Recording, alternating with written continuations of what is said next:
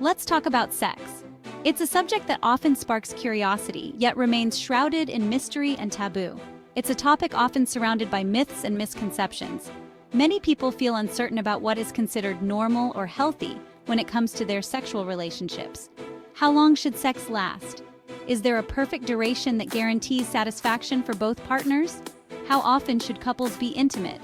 Is there a magic number that defines a healthy sex life? These are questions many people ponder, often feeling too shy to discuss openly. The fear of judgment or embarrassment can keep these important conversations in the dark. Dr. Candice Nicole Hargons, a renowned expert in sexual health, has conducted extensive research, shedding light on these very topics. Her work aims to break down the barriers of silence and misinformation. Her findings offer valuable insights into the dynamics of sexual satisfaction. She emphasizes that every couple is unique, and what works for one may not work for another. Dr. Hargons' research delves into the experiences of men and women across the United States, providing a comprehensive understanding of sexual practices and preferences. She explores the diverse ways in which couples connect and find fulfillment. Her work emphasizes that when it comes to sex, quality trumps quantity. It's not about how often you engage in sexual activity, but about the depth of connection and mutual satisfaction. It's not about hitting some magical number on the clock or calendar, but about the quality of the connection and intimacy shared between partners. True sexual satisfaction comes from understanding and meeting each other's needs, communicating openly, and fostering a loving and respectful relationship. So, let's continue to break the silence, dispel the myths, and embrace a more informed and fulfilling approach to sexual health and satisfaction. For years, the focus on sexual satisfaction has often centered around duration and frequency, perpetuating the idea that more is always better. This belief has been ingrained in our culture, leading many to equate a higher number of sexual encounters with a more fulfilling sex life. But is this really the case? However, Dr. Hargons' research challenges this notion, highlighting the importance of focusing on the quality of the sexual experience rather than simply the quantity. Her studies suggest that a deeper, more meaningful connection can lead to greater satisfaction, even if the encounters are less frequent.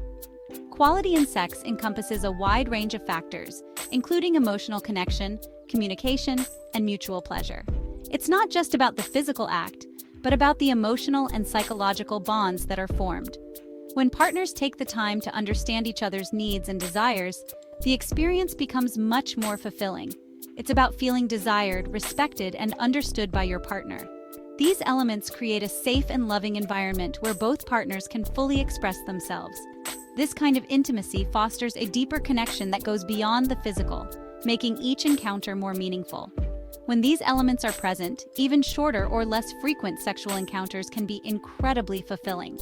The focus shifts from quantity to quality, allowing couples to build a stronger, more intimate relationship. In the end, it's not about how often you have sex, but how connected and satisfied you feel with your partner.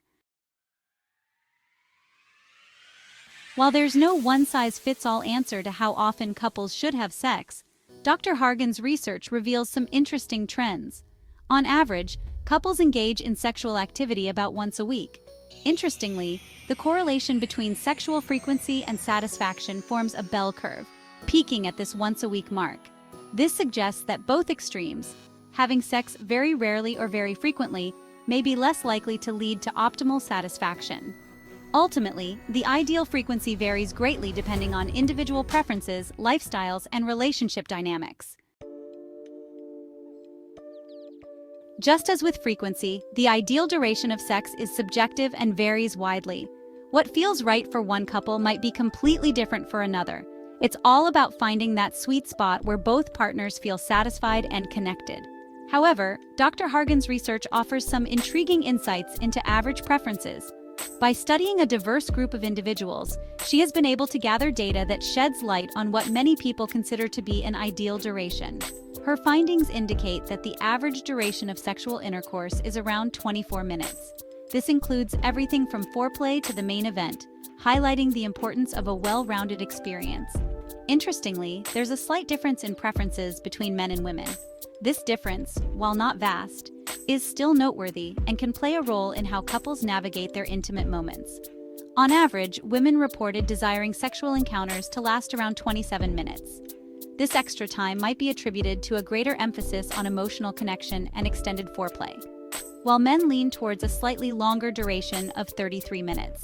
This could be due to a variety of factors, including physical stamina and the desire to prolong the pleasurable experience. However, it's crucial to remember that these are just averages, and individual preferences can vary significantly. What matters most is open communication and mutual understanding between partners. By discussing and exploring each other's desires, couples can find a rhythm that works best for them, ensuring a fulfilling and enjoyable sexual relationship. Section 5.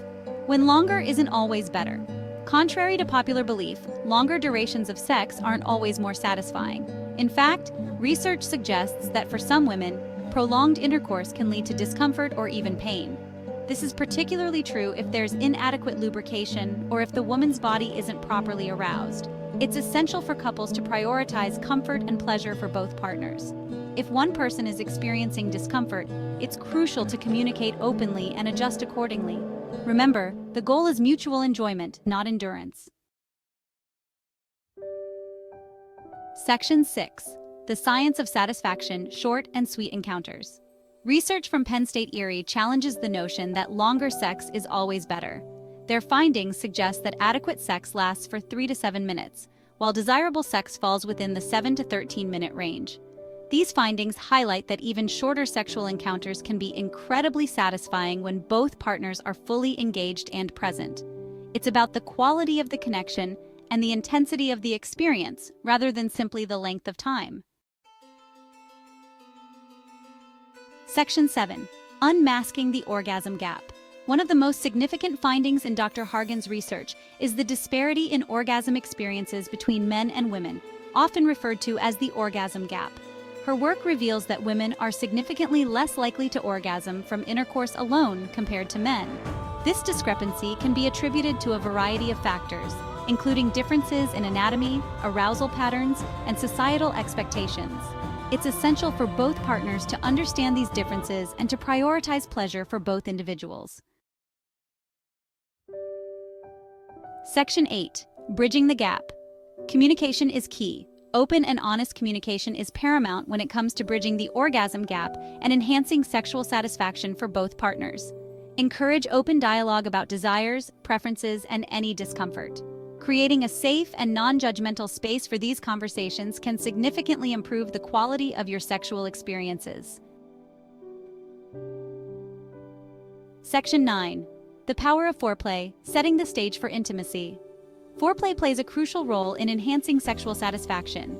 It's not just about getting in the mood, but about building anticipation, deepening connection, and preparing both partners physically and emotionally for intimacy. Experiment with different types of touch, explore each other's erogenous zones, and take your time.